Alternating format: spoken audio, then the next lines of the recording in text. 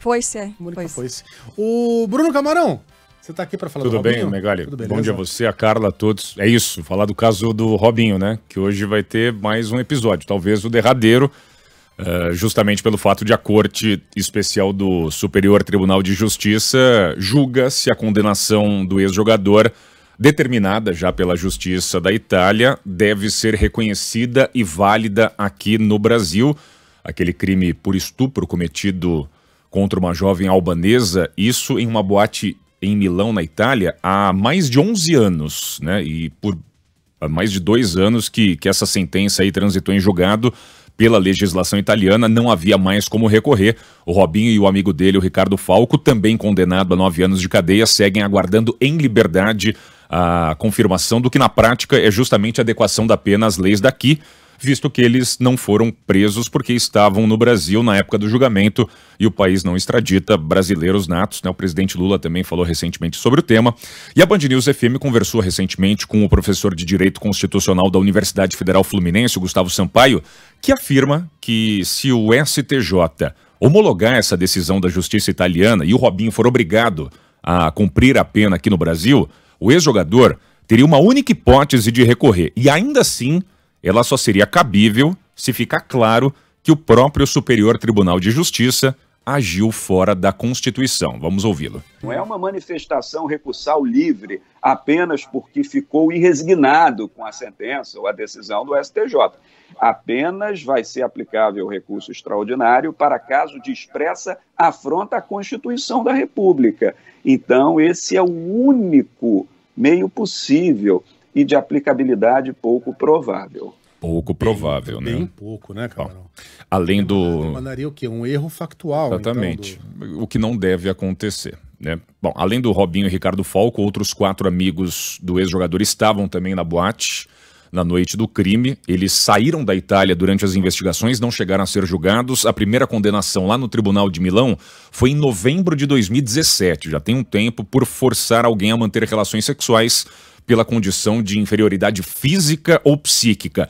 Um primeiro recurso foi negado, isso em 2020, e aí uma segunda apelação foi rejeitada em janeiro de 2022, quando a sentença se tornou definitiva na Justiça da Itália.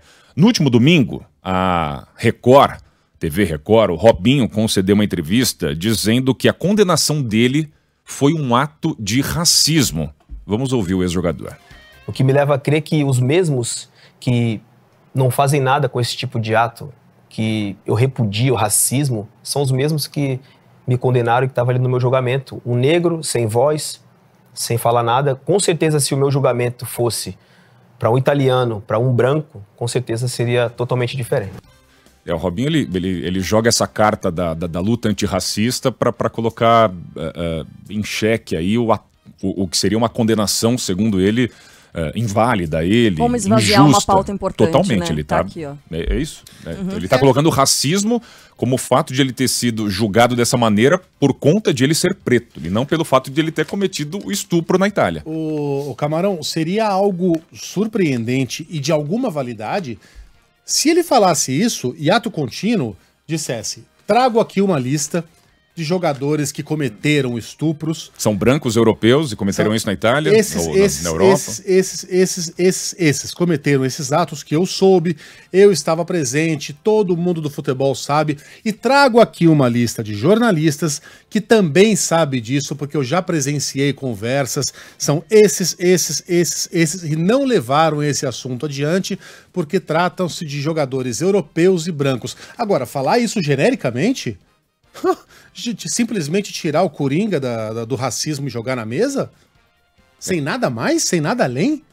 Ô Robinho, você coisa foi mais condenado. nociva do que essa, gente, né? Fazer isso com uma pauta tão importante, desqualifica, exatamente, o movimento. Desqualifica um cara que leva a sério essa questão, como um Vinícius Júnior, por exemplo, como um Balotelli. Quem o Robinho pensa que é? Vítima de racista é o cacete. Estuprador. E eu não tô falando isso de maneira leviana, não. Ouçam os áudios da reportagem especial do UOL. Exatamente. Ouçam como o Robinho inicialmente diz que não fez nada, ri de nervoso, quando percebe que a chapa vai esquentar pra ele, tenta jogar todos os amigos debaixo do trem, tenta jogar todo mundo do abismo pra salvar a própria pele, mente, porque foram lá e grampearam o carro dele, né? Mente pra esposa, mente, faz a esposa acreditar que ela tá ficando maluca de pensar um negócio daqueles dele, né? E aí vem com esse papo, sou vítima de racismo. Ele só piora. Assim, o que a gente vai descobrindo sobre o caráter do Robinho é cada vez mais nojento.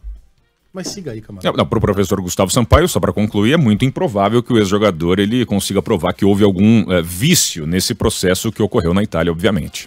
Não tentando provar que houve ou não o cometimento do delito, mas tentando provar que houve na Itália vícios comprometedores da rigidez, da seriedade do processamento e do julgamento que aconteceu por lá. Uma tarefa difícil para Robinho. Bom, o Ministério Público Federal se manifestou a favor do cumprimento da pena no Brasil, considerando que isso respeita a Constituição e os princípios da cooperação jurídica internacional, seção da Corte Especial do STJ, que conta com 15 ministros, os mais antigos da casa, marcada para as 2h da tarde. Vale a pena ficar atento aqui à programação da Rádio Band News FM. O relator do pedido da homologação é o ministro Francisco Falcão. No começo do julgamento ele lê um resumo do caso, na sequência falam as partes do processo por até 15 minutos cada, depois o Falcão dá o voto, os demais ministros votam seguindo a ordem de antiguidade no tribunal. Tem um detalhe, é possível pedir vista, que é mais tempo para análise, o que paralisa a discussão, e pelo regimento do STJ, o prazo para devolver o processo para o julgamento é de 60 dias, prorrogável por mais 30. Então há uma possibilidade real de vista e de esse caso se estender aí por até pelo menos 2 meses.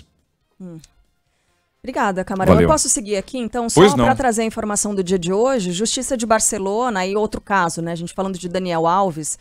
A Justiça de Barcelona aceitou o pedido de liberdade provisória do ex-jogador brasileiro Daniel Alves. Os juízes aceitaram deixar o ex-jogador, condenado a 4 anos e 6 meses por estupro, em liberdade provisória sob fiança de 1 milhão de euros, equivale a 5 milhões e 400 mil reais. Ele também vai ter que entregar o passaporte, né? Não pode deixar o país e vai precisar comparecer a audiências semanais na justiça. Mas é isso, fora da cadeia, então, Daniel Alves, depois dessa decisão de hoje. 8h30.